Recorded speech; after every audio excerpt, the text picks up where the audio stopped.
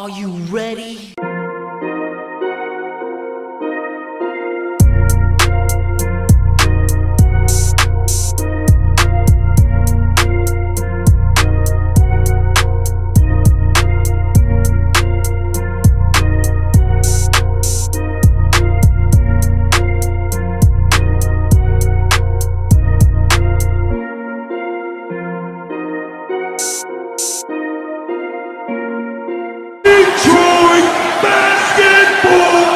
Hey peeps, how's it going? I don't know if I'm putting the intro in there yet or not because I have to tweak it because Andre Drummond is no longer a Piston.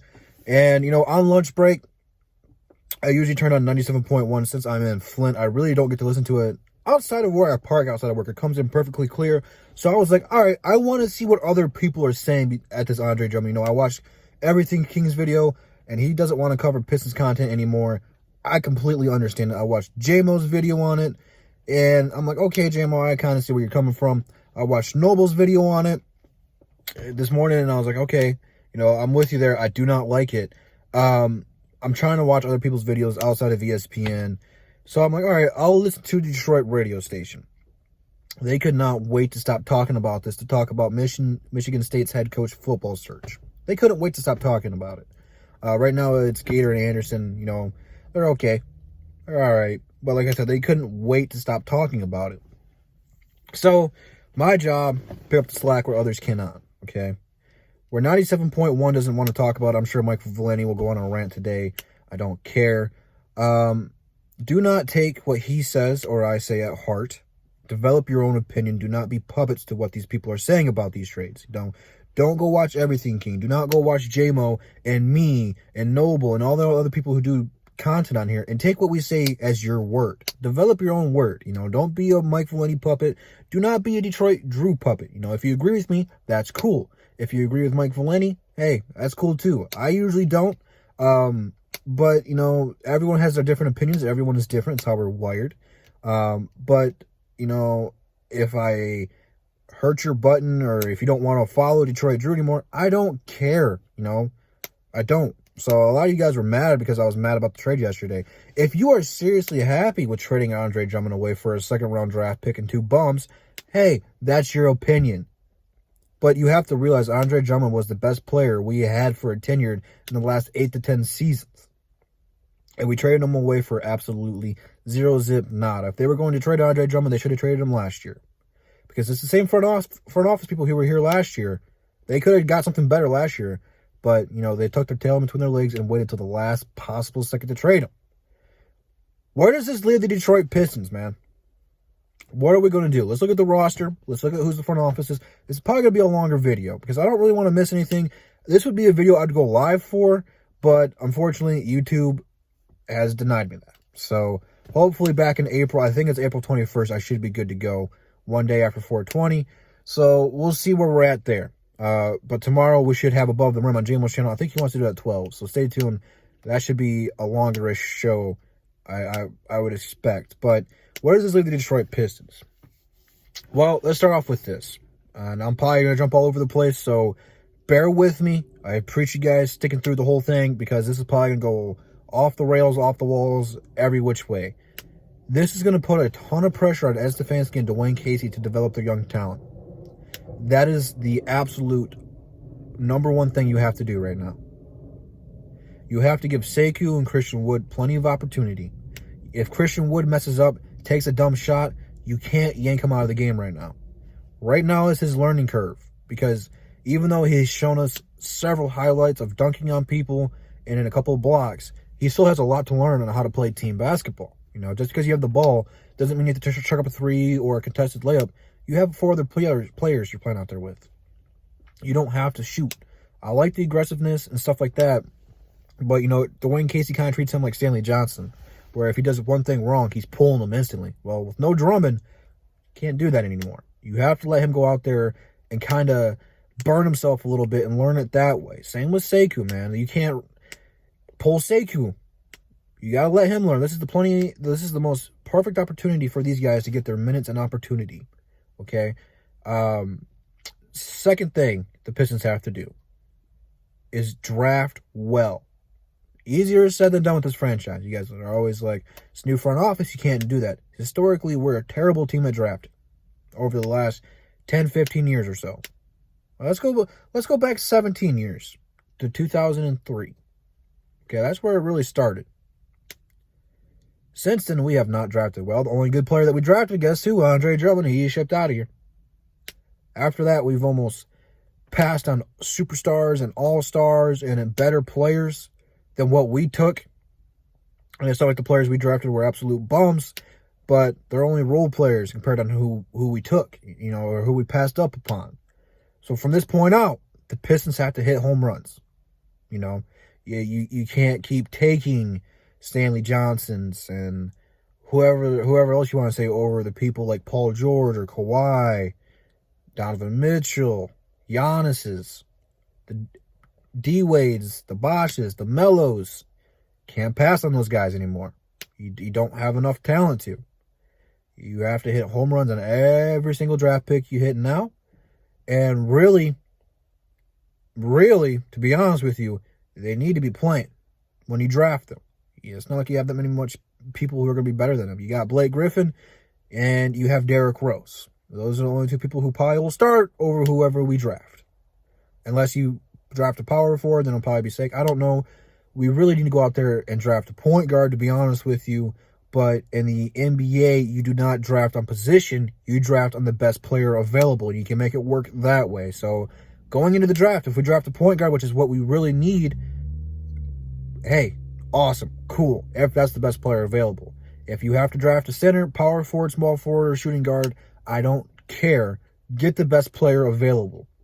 After that, we can go through and reevaluate this again and see what we have left over. Okay?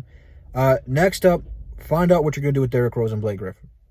Obviously, a lot of people want to sign Montrezl Harrell in the offseason. I'm a big fan of his, but he is not going to come in here and change too much for the Pistons. He'll be a scrappy guy, and Detroit fans will love him, but he's not better than Andre Drummond. He's a great player, don't get me wrong, but he's not going to be an all-star here. He's going to come in here, he's going to play hard, and people are going to love his hustle and his defense, getting rebounds and getting some dunks.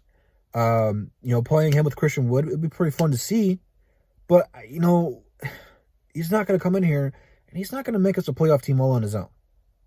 Now, I would love to have him, but I don't want to throw all of our free agency money back into a center when we had a center who played very similar styles of game.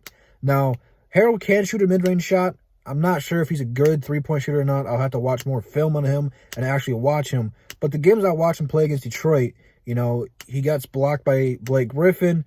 He's got a lot of energy and all that good stuff. He comes off the bench over there. Is he going to be ready to come in, be a starter over here and be a leader and be a defensive anchor for us? I don't know. There's a lot of questions around it.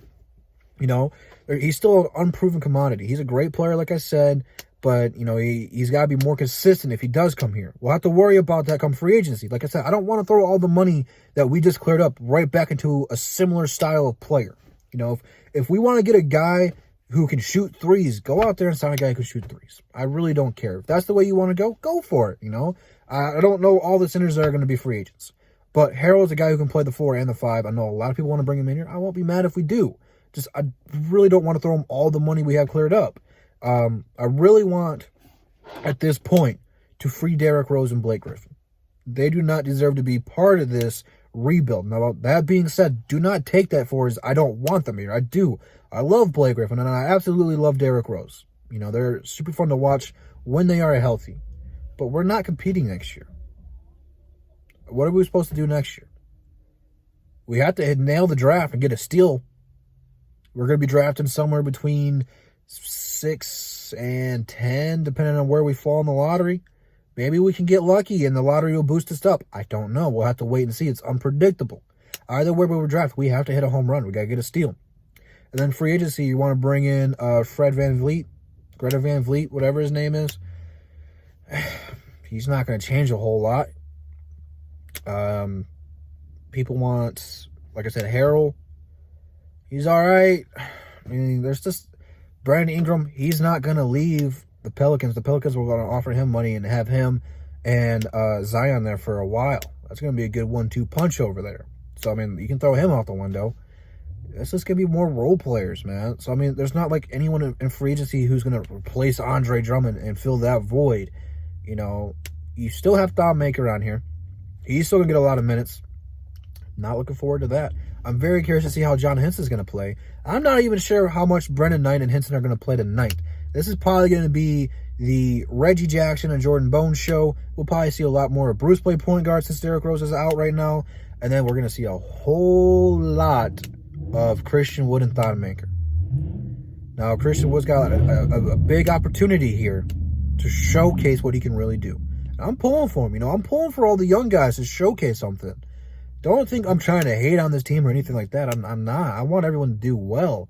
Like I said, you got to develop all these young guys like Bruce Brown. You know, find out which way you want him to play. You know, he has shown glimpses of being a lockdown. He's not consistent with it yet. He needs to become that dog defensively.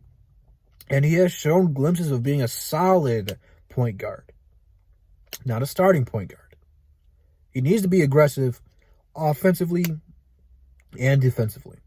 You know, he just needs to go out there and play hard, and that's all you really can expect from Bruce Brown. But with people like Luke Kennard, Luke, all these other fellas, Jordan Bones, Dante Halls, I really hope we bring Dante Hall up at this point so we can see what he can do for us.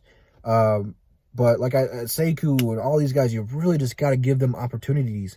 And at this point of the season, evaluate your young talent so that way you know what you have and what you need to work on. This is going to put a ton of pressure on the front office to get this thing right. You know, they have, for me, now for you, it could be different. 2 to 3 years. 2 to 3 years, because you have to give them time, you know. All these young guys are not going to turn stars or role players, whatever you want to call them, overnight. It takes time to develop some of these young guys, but they have to show me these 2 or 3 years that they can improve these players. Now, whether it's small or big, I can't tell you that because every player is different, but they have to show me they can draft well, that these young guys have talent and potential, and that they can unlock that potential and showcase what these guys can do. There's a lot of things these Pistons fans need to realize is that these young guys, you know, they're not LeBron James. They're not Kobe's and MJ's who come in the league right now and just dominate. The guys that we have take time to develop. And I'm not even trying to say they're going to be a greatest player of all time if you want to put them in that conversation. I'm not, because those guys are unique. There's a reason they came in the league and just dominated right away, because they were really damn good. You know, they just had the talent right away.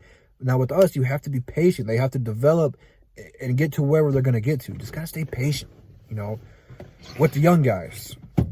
Now, for people like Reggie Jackson, Langston Galloway, and all the expiring contracts, I'm not sure why we didn't trade them either.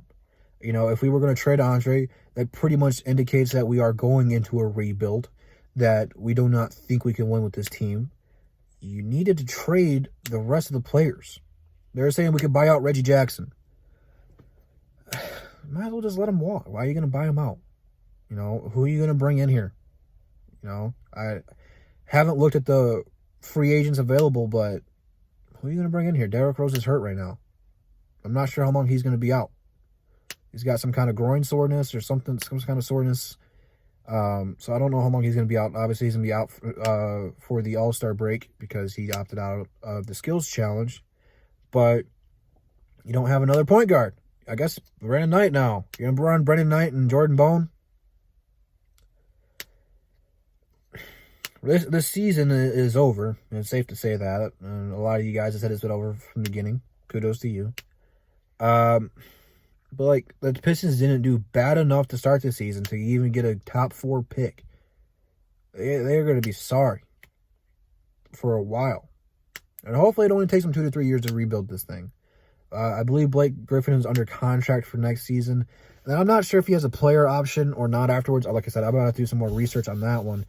But that's a lot of money to give one player, you know. You traded away a 26-year-old who was about to be due for the same amount of money, but you kept a 31-year-old, 32-year-old who can never get on the court, and you're paying him almost $40 million. The real problem of this is Stan Van Gundy. You know, Stan Van Gundy caused all of this. You know, he made us give us enough hope that we could just get a couple good players and stay healthy and make the playoffs. You know, he overpaid for all his talent. Every single one of the players he got in here is overpaid. Very few of them were actually good, like Andre and Luke Kennard, just to think of. And I know Andre was here before Stan, but I feel like I'm missing somebody. But, you know, it's time for Dwayne Casey to get his guys in here. And I really hope that's not DeMar DeRozan and Kyle Lowry, because that will get us absolutely nowhere either. The Pistons are in a weird spot, man. They didn't do the trade deadline the right way. If they could have moved some other players, this Andre deal wouldn't feel so salty, because at least we'd have more in return. But to trade away the franchise player, now whether you want to say he's a great player or not, you traded away your franchise player, wherever you want to rank him in the NBA. He was the Detroit Pistons franchise player, the face of the franchise for the last 8 seasons. You traded him away for a second-round draft pick that's not even this year. It's pretty bad. It's pretty bad. You know, I'm not disappointed that we traded Andre. I'm just disappointed that's the only thing we got in return. Pistons need to hit a whole lot of home runs from this point forward. This is a long video. I'm sorry. But like I said, I wish I could go live, but I can't. I can't until tomorrow on JMO's channel. And we'll break this thing down a whole lot more in depth. But, I mean, this has just kind of got me to a point where, like, I don't know what to talk about anymore. You know, I can keep going out here and saying Seku's the next big thing, or Mihailuk's the next thing, or Luke Kennard and Mihailuk are just going to tear the NBA up and be the new Splash Bros. But I'm not going to lie. They have to showcase something, man. It's going to be weird. You know, with Sekou and Christian Wood, we should have a whole lot of highlights, but we're going to lose, and we're going to lose a lot and by a lot. You know, it just doesn't make any sense of all the moves that we made and just trading Andre and not moving anybody else. I mean, there could have been like a 76ers team who could have gave us a draft pick, whether it was just a second pick or not, for Langston Galloway. You know, there could have been a team who would have bought out Reggie and traded away a pick for him, probably a second. I would have been okay with that. I would have been okay if you just moved those players away for second-round draft picks. But you didn't. They're still here. So now both of those guys are going to walk and give you more cap space. That's also not bad. You know, that's not terrible. But it leaves like Derrick Rose and Blake Griffin in a weird spot. It leaves Markieff in a weird spot. I do believe Markieff is an expiring deal as too. I know his name popped up a lot come trade deadline. It's just I don't feel like the Pistons made the right trade. You know, and if they did, they didn't follow up on it the right way. You know, they waited a half an hour until the trade deadline to trade Dre. They needed to trade Dre to start the deadline and find places for all the players to go. Because now, guess what? You're going to have a bunch of players leaving this offseason. You're going to have a lot of money to spend, and they are going to spend it on the wrong people. The wrong people. They are better off saving the money, getting a couple okay players. Don't overpay for them. Pay for what their value is, and save your money. Do not just... This is the thing that I'm worried about the most with the Pistons, man. It's not the bad drafting. I already know they're going to draft bad. And it's not the injuries and stuff, because I already know we're going to get injured. But it's overpaying mediocre free agents again. You know, you're giving Stefanski and Dwayne Casey just a little bit of money, and I feel like they're just not going to do it right way. But at the same time, you know, they've done a good job of bringing in Markieff and Derrick Rose on reasonable deals. So maybe they can prove me wrong. I don't know. I don't have a whole lot of optimism for this Pistons team anymore, man. I really don't. I don't know what to expect from this team. It's going to be a long, long season to close this thing out. So now we go from trade rumors to free agency rumors, man. So that's the next thing to look for from Detroit Drew at the Pistons. We'll be doing some... I wish I could go live so we could watch it together. I'm going to try to do some game breakdowns of some prospects. Come March, I'll be watching March Madness to see who I like and who I don't like. But I was gonna do some reaction videos to some of the young prospects that you guys would want, and really take it from there. But since I can't go live, it's kind of just a pain to edit all that stuff out. So I don't know. We're on damn near 20 minutes, so let's wrap this thing up, man.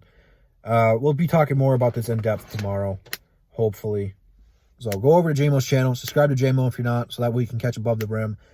I'm not going to be rushing the show. I know he's got to get off early. That's why we're probably doing an hour early, but I will keep going, man. I'll talk this all day long because it's just taking the wind out of my system, man. I really don't want to talk about the Pistons anymore. It's just devastating, man. Hopefully that they did the right thing, but you look at other teams who trade away their star players. I mean, look at the Warriors. They signed a D'Lo. They signed D'Lo in the offseason. Everybody's like, why did you do that? You got Steph and Clay. How's that going to work? Well, guess what? They turned it into a player that they needed in Andrew Wiggins. Now, Andrew Wiggins is... I'm not a very big fan of Andrew Wiggins, but with Steph and Clay, he's going to average 20 points still. He's a player that they needed, another wing player. He's going to have a very similar role to Harrison Barnes over there. They got something that they needed from a player that they didn't need. So next season, you're going to have Wiggins, Klay Thompson, Curry, and Draymond. They're going to go out there and sign a center, maybe Andre Drummond, and they're going to be right back in title contention. That's a good front office versus a bad front office who trades their franchise player away for a bag of potato chips. It is what it is. Instagram, Twitter, DSA members in the description. Follow us all there. It's a tough time to be a Detroit fan, so if you still watch the DSA, Detroit Drew, JMO, King, whoever, you're a real Detroit fan, we appreciate it.